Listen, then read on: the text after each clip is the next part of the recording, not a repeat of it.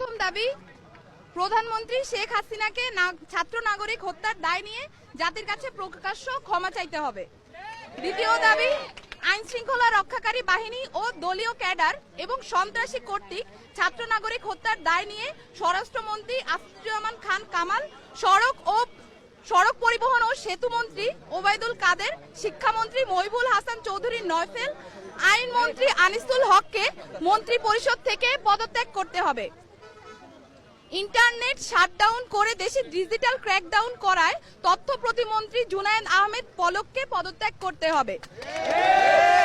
আন্তর্জাতিক মিডিয়ায় শহীদ শিক্ষার্থী এবং আন্দোলনরত শিক্ষার্থীদেরকে ড্রাগ অ্যাডিক্ট বলে কুরুচিপূর্ণ ও মিথ্যা বক্তব্য দিয়ে এবং আন্দোলনকে ভিন্ন খাতে প্রবাহিত করার চেষ্টা করায় তথ্য প্রতিমন্ত্রী মোহাম্মদ এ আরাফাতকে পদত্যাগ করতে হবে। ঢাকা দাবি নাম্বার 3।